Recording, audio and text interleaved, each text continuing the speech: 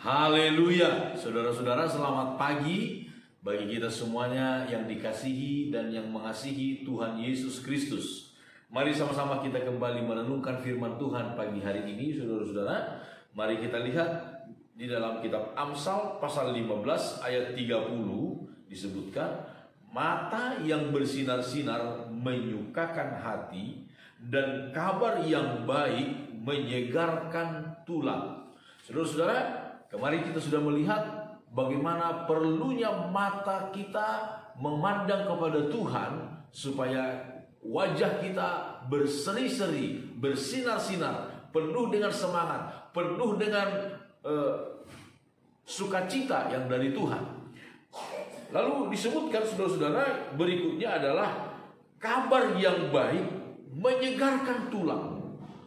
Kabar yang baik, saudara-saudara, ini bertolak belakang dengan apa dikatakan kemudian di dalam kitab Amsal juga, bahwa hati yang gembira adalah obat, tetapi semangat yang patah mengeringkan tulang. Mengeringkan tulang. Di sini disebutkan kabar yang baik menyegarkan tulang. Berbanding terbalik dengan semangat yang patah. Saudara-saudara, berbicara tentang kabar yang baik itu artinya erat kaitannya dengan si pembawa kabar, si pembawa berita. Betapa penting kita untuk menjadi seorang pembawa kabar yang baik, berita yang baik, daripada hanya membawa berita yang busuk, berita yang buruk.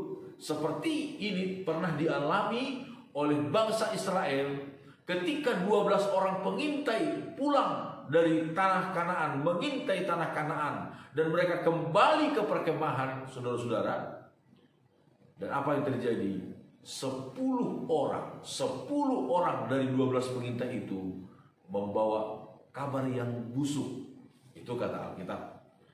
Mereka membawa kabar yang busuk, yang melemahkan semangat orang Israel, yang membuat tulang-tulang mereka menjadi kering.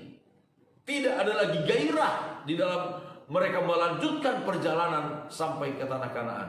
Hanya Yosua dan Kaleb pada waktu itu yang selalu membawa kabar yang baik, kabar yang penuh sukacita, kabar dengan penuh optimisme bersama dengan Tuhan.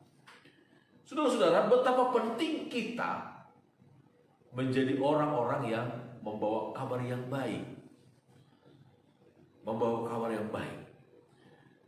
Kalau kita melihat di dalam kitab Kolose, saudara-saudara, Kolose pasal 4, apa kata firman Tuhan? Ayat yang ke-6. Hendaklah kata-katamu senantiasa penuh kasih, jangan hambar, sehingga kamu tahu bagaimana kamu harus memberi jawab kepada setiap orang. Hendaklah selalu kata-kata kita penuh kasih. Jangan menjadi kata-kata yang hambar, jangan kata-kata yang ketus, tetapi membawa kabar yang baik, penuh kasih. Hati-hati dengan apa yang kita ucapkan. Lewat ucapan kita, kita bisa memberi semangat, memberi dorongan, memberkati orang lain. Tetapi dengan kata-kata kita juga kita bisa membunuh orang lain, membunuh karakter seseorang, merusak kehidupan seseorang. Saudara-saudara, betapa penting kita membawa kabar yang baik. Kitab Nabi Yesaya menggambarkan orang yang membawa kabar baik. Disebutkan dalam kitab Nabi Yesaya pasal 52 ayat yang ke-7, firman Tuhan berkata demikian. Yesaya 52 ayat 7, betapa indahnya kelihatan dari puncak bukit-bukit kedatangan pembawa berita yang mengabarkan berita damai dan memberitakan kabar baik, yang mengabarkan berita selamat dan berkata kepada Sion, Allahmu itu Raja. Oh, luar biasa, saudara. Betapa indahnya kedatangan pembawa berita yang baik. Betapa indahnya, saudara-saudara. Dan berita baik yang terbaik yang dapat kita bawa apa? Apakah berita baik yang terbaik yang kita dapat bawa? Itulah Injil. Bahwa Allah datang ke dalam dunia, mengasihi manusia, rela mati di kayu salib, menggantikan segala dosa-dosa manusia. Itulah berita baik yang terbaik, bahwa manusia diterima di hadapan Tuhan melalui Yesus Kristus.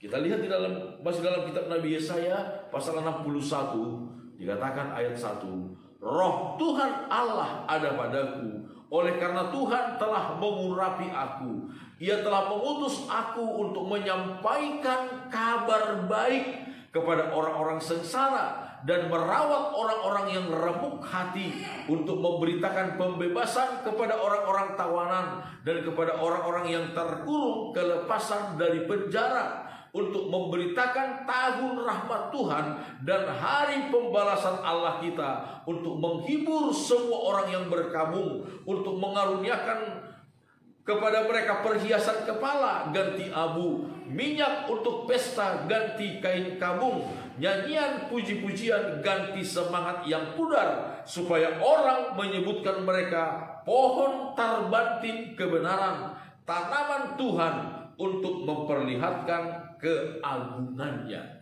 Saudara-saudara, inilah berita baik dari yang terbaik,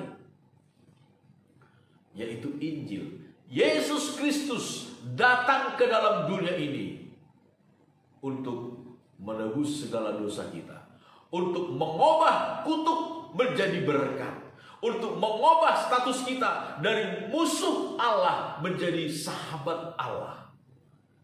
Inilah berita terbaik, dan hanya Yesus Kristus yang dapat melakukannya. Saudara-saudara, berita ini Tuhan percayakan kepada kita untuk kita bawa kepada orang-orang lain yang ada di sekitar kita. Jadilah pembawa berita yang baik, menyegarkan tulang, menyembuhkan orang yang sakit, memulihkan kehidupan orang-orang yang sedang mengalami traumatis, menghiburkan, memberikan sukacita, memberikan semangat kepada orang-orang yang sedang dalam tekanan hidup, dalam ketakutan yang tidak berpengharapan. Yesus Kristus datang untuk menyelamatkan umat manusia. Itulah kabar baik, berita terbaik yang dapat kita bawa. Dan firman Tuhan berkata, ketika kita melakukannya, betapa indahnya kedatangan kita. Sekali lagi, jangan kita menjadi pembawa kabar yang busuk, saudara, yang melemahkan, yang merusak, bahkan yang membunuh semangat orang lain. Tetapi biarlah kita dengan perkataan yang baik menjadi pembawa berita yang baik, Injil, firman Tuhan. Haleluya. Tuhan memberkati kita semua.